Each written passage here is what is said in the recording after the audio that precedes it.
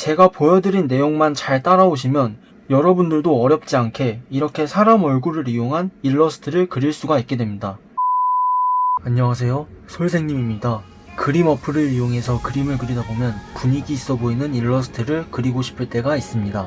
그 중에 하나가 바로 사람의 얼굴을 이용한 일러스트 그림인데, 우리의 마음만은 벌써 개인 전시회를 열고 있지만 우리가 쉽사리 얼굴을 도전하지 못하는 이유, 바로 난이도 때문입니다. 사람 얼굴을 그리기가 어려운 이유 중 가장 큰 두 가지 이유를 꼽자면, 첫 번째로 조절하기가 너무나 까다로운 이목구비 간격. 조절 조금만 잘못하면 인간과 유인원의 경계를 넘나들지를 않나 툭하면 사시가 되기도 하며, 최용만한테 연일곱 대는 쳐맞은 듯한 안면 함몰 등등 인비가 장렬하기 마련입니다. 두 번째로는 의외로 어려운 좌우 대칭 맞추기. 사람의 얼굴은 사실 완벽한 대칭이 아니긴 하지만 이것도 적당히 티 안 나게 안 맞아야지 누가 봐도 바닥에 던져진 지점토 마냥 뭉개진 두상을 그리게 되면 보는 사람도, 그림을 그린 우리의 마음도 너무나 아프기 마련입니다. 정말로 섬세한 터치가 필요한 스킬 중 하나가 바로 얼굴 좌우 대칭 안삐꾸대기 그리기인데요. 이번 영상에서는 그러한 어려움들을 상당히 해소시켜 줄 수 있는 바로 오토데스크 스케치북의 대칭 도구를 이용해서 정말 쉽고 간단하게 얼굴을 이용한 일러스트를 그리는 법에 대해 알려드리도록 하겠습니다. 시작합니다. 우선 시작하기에 앞서 오토데스크 스케치북의 대칭 도구에 대해서 알아봅시다. 대칭 도구는 상단에 물결 표시 모양의 아이콘으로 되어 있는데, 이걸 클릭하게 되면은 이렇게 자동으로 대칭축이 생기게 되고, 캔버스를 다양한 방향으로 움직여도 대칭축은 자동으로 따라오기 때문에 따로 움직여줄 필요가 없습니다. 대칭축은 보시는 것처럼 한쪽 편에서 그린 그림을 반대쪽에서 자동으로 그려주는 시스템을 가지고 있는데, 이 기능을 이용해서 이목구비의 간격과 얼굴의 좌우 대칭을 쉽게 잡는 방법에 대해 알아보도록 하겠습니다. 화면 상단에 대칭 도구를 켜줍니다. 대칭 도구가 생성이 되면 연필 도구를 이용해서 직사각형을 살짝 그려주는데, 가로 세로 비율이 대략 2:3 정도가 되게끔 직사각형을 그려줍니다. 어차피 얘는 대략적인 틀이 될 것이기 때문에 너무 공을 들여서 그려줄 필요는 없습니다. 세로선의 중심점에 이렇게 표시를 해주고 위쪽부터 둥글게 깎아줍니다. 한쪽만 그려줘도 반대편에서 자동적으로 그림이 그려지기 때문에 전체적인 비율을 볼 수 있으면서도 이렇게 쉽게 얼굴의 두상을 완벽한 좌우 대칭으로 그릴 수 있게 됩니다. 두상이 다 그려졌으면 가로선의 대략 2분의 1 되는 지점쯤에 선을 쭉 그려 내려와서 목을 그려주고, 턱의 끝선부터 턱의 기울기와 비슷한 기울기로 어깨선을 대략적으로 표현을 해줍니다. 한쪽만 그려도 자동적으로 반대편까지 그려지기 때문에 어렵지 않게 몸의 실루엣을 만들어낼 수 있습니다. 대칭축은 캔버스의 정중앙에 고정이 되기 때문에 캔버스를 아무리 확대 축소하고 위치를 이리저리 바꿔줘도 대칭축이 다른 데로 엇나갈 리는 없으니 그거에 대한 걱정은 하지 않으셔도 됩니다. 이렇게 얼굴이 그려지고 난 후에는 이목구비의 위치를 한번 잡아볼 건데요. 우선 아까 세로선의 중심선을 표현한 점으로부터 연장선을 그어줍니다. 이 연장선이 바로 눈이 들어갈 대략적인 위치인데, 우선 눈의 간격부터 설정을 해보겠습니다. 가로를 대략 4등분으로 나눠준 다음 이렇게 살짝 표시를 해주고, 가로 세로 비율이 대략 2:1쯤 되는 직사각형으로 이렇게 표현을 해줍니다. 그 다음 이 직사각형 안에서만 눈을 그려줄 건데, 우선 윗꺼풀부터 그려주기 시작한 다음 윗꺼풀이 그려지면 아랫꺼풀도 그려줍니다. 눈의 모양이 완성되면 눈동자도 같이 그려줍니다. 눈동자를 그리실 때 이렇게 좌우의 곡선을 따로따로 그리기보다는 처음에 그냥 이렇게 원을 그리면서 그리는 게 눈동자의 위치를 잡는데 훨씬 효과적입니다. 보시다시피 한쪽만 잘 그려줘도 반대편에선 알아서 그려지기 때문에 그림을 그리기가 한결 더 수월합니다. 눈을 그리게 되었으면 다음은 입을 그려줄 건데, 입의 위치는 각 눈마다의 중심점과 입의 정중앙 부분을 이었을 때 정삼각형이 되게끔 우선 만들어주고, 아래로 향해 있는 정삼각형의 꼭지점 부분이 바로 입이 들어갈 위치입니다.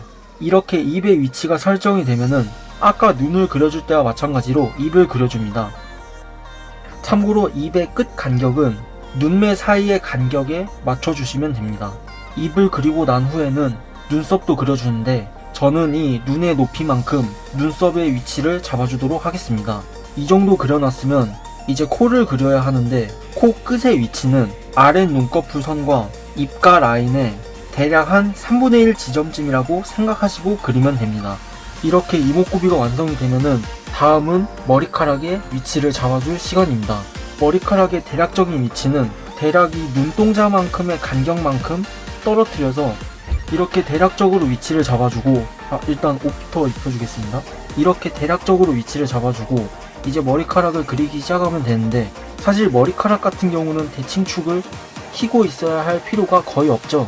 이렇게 대칭축 기능을 끄시고 진행을 하셔도 무방합니다. 이렇게 하다가 다시 대칭축 기능을 켜고 싶으면은 상단의 메뉴에서 터치 한 번만 해주면 자동으로 활성화가 되기 때문에 크게 걱정하실 필요는 없습니다.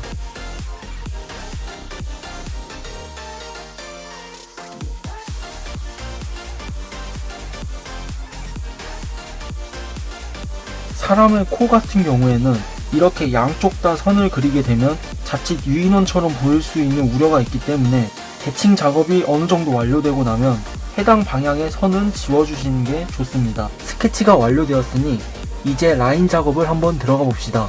레이어를 하나 추가해주고 스케치 레이어의 불투명도를 낮춰준 다음에 라인 작업을 시작해주면 되는데 스케치와 마찬가지로 라인 작업 시에 대칭이 필요한 부분에는 대칭 도구를 이용해서 작업을 해주면 됩니다.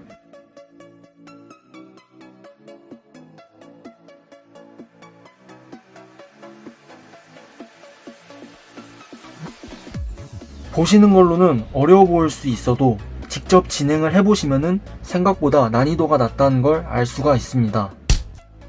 자, 이제 컬러링을 진행해 줄 겁니다. 레이어를 하나 추가해주고 해당 레이어를 라인 작업한 레이어와 스케치한 레이어 사이에 둔 다음 진행을 해줄 건데요.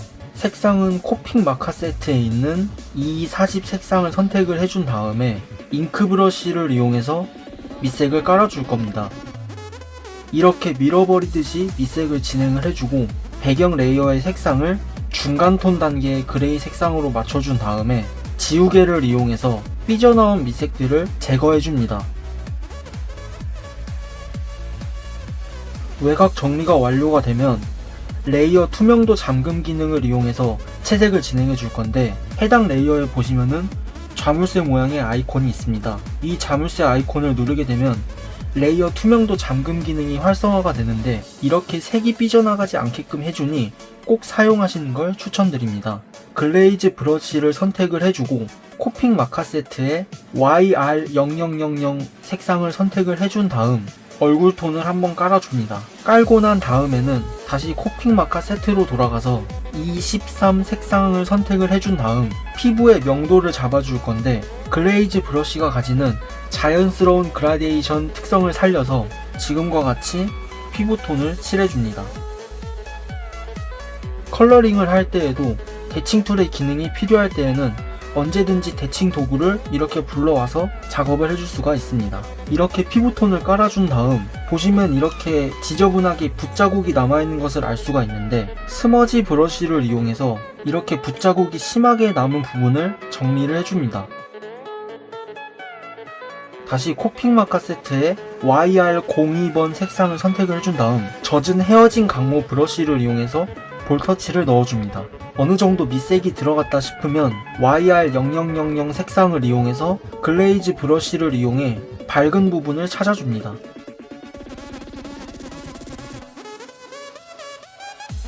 이 13 색상을 이용해서 어둠을 잡아줍니다.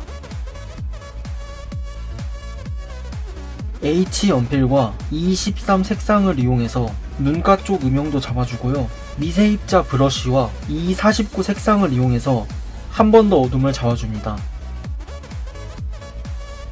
연필 팔레트 브러쉬와 C0 색상을 이용해서 흰자 위를 칠해줍니다. 이렇게 흰자 위에 바탕을 칠해놓으면 W7 색상과 글레이즈 브러쉬를 이용해서 눈꺼풀의 그림자를 잡아줍니다. 이런 식으로 말이죠. 이제 머리카락을 칠해볼 건데 머리카락의 형태 특성상 굉장히 형태가 복잡하고 때문에 이런 섬세한 부분은 필연적으로 브러쉬가 삐져나갈 수밖에 없습니다. 여기서 우리는 선택 도구에 올가미 도구를 이용하면은 삐져나가지 않고 아주 정갈하게 머리카락을 칠할 수가 있습니다. 우선 선택 도구를 활성화해준 채로 올가미를 선택하고 머리카락의 모양에 맞게 선을 따줍니다. 이렇게 선을 따다가 중간에 끊길 경우에는 중앙 부분의 옵션에서 더하기 표시가 되어 있는 것을 클릭을 하고 이어서 진행을 해주시면 자동적으로 선택 영역이 합쳐지기 때문에 좀 더 편리하게 작업을 할 수가 있습니다.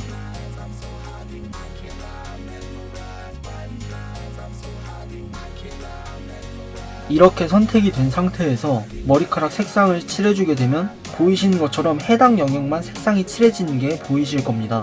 이 기능을 켜놓은 채로 머리카락을 한번 칠해봅시다. 우선 밑톤은 보이시는 것처럼 E30 색상을 깔아주시고 색 변화를 주기 위해서 V04번 색상을 글레이즈 브러쉬를 이용해서 처음엔 힘을 줘서 칠하다가 위로 올라가면서 점점 힘을 풀어주는 식으로 진행을 해주면 보이시는 것처럼 자연스럽게 그라데이션이 지게 됩니다. 머리카락이 어느 정도 진행이 됐다 싶으면 선택 기능을 해제를 해주고 글레이즈 브러쉬를 이용해서 입술과 눈을 마저 칠해줄 겁니다. 우선 RV42 색상을 클릭을 해주고 적당한 사이즈의 글레이즈 브러쉬를 이용해서 입술의 윗톤을 깔아줍니다. R98 색상을 이용해서 이렇게 입 속의 음영도 칠해주고 R43 색상을 이용해서 입술에 두께감을 줍니다. E35 색상을 클릭을 해주고 삐져나가지 않게 조심조심 눈동자의 밑톤을 칠해줍니다. 그 다음 블랙 색상을 이용해서 눈동자의 음영을 잡아줍니다. 대칭 툴을 킨 다음에 가로 방향으로 부드럽게 그라데이션이 지듯이 눈동자를 칠해줍니다. E31 색상을 이용해서 눈동자의 밝은 부분을 찾아줍니다. 이 정도까지 오게 되면 대략적인 밑톤 작업은 끝이 난 겁니다. 다음으로 하이라이트를 찍어보도록 하겠습니다. 레이어를 하나 추가해준 후에 레이어를 들어가면 나오는 혼합 모드를 글로우로 설정을 해준 다음에 텍스처 쪽에 목탄 브러쉬를 이용해서 하이라이트를 찍어줍니다.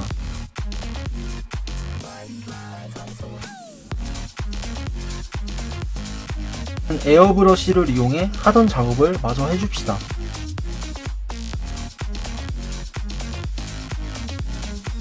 이 정도까지 진행이 되면 또 레이어를 하나 추가를 해서 이 레이어는 아무것도 건드리지 마시고 화이트 색상을 선택을 해줌과 동시에 연필 팔레트 브러쉬를 이용해서 눈동자에 하이라이트를 찍어줄 겁니다.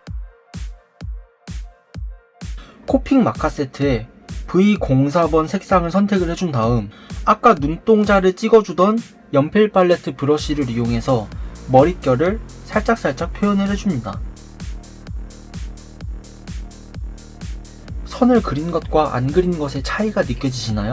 레이어 투명도 잠금 기능을 이용해서 한 가지 더 재밌는 걸 보여드릴 수가 있는데 아까 라인 작업된 레이어를 두 번 터치해준 후 자물쇠 아이콘을 클릭을 해줘서 레이어의 투명도 잠금 기능을 활성화해준 다음 원하는 색상과 원하는 브러쉬를 선택을 한 후에 해당 레이어의 그림을 그리게 되면 라인 작업된 면적에만 색상이 입혀지게 됩니다. 이렇게 하면 사람 얼굴을 이용한 일러스트를 이렇게 손쉽게 그릴 수가 있습니다. 생각보다 어렵지 않죠? 제가 보여드린 내용만 잘 따라오시면 여러분들도 어렵지 않게 이렇게 사람 얼굴을 이용한 일러스트를 그릴 수가 있게 됩니다. 제가 보여드릴 내용은 여기까지입니다. 제가 알려드린 도구의 기능들을 이용해서 응용할 수 있는 방법이 굉장히 무궁무진하기 때문에 제가 영상을 보여드리고 그걸 따라하는데 어느 정도 익숙해지셨다면 내가 직접 여러분의 시행착오를 통해서 응용을 해보시는 것도 그림 실력을 늘리는 데 있어서 굉장히 좋은 방법입니다. 지금까지 얼굴 일러스트 그리기의 솔생님이었습니다. 감사합니다.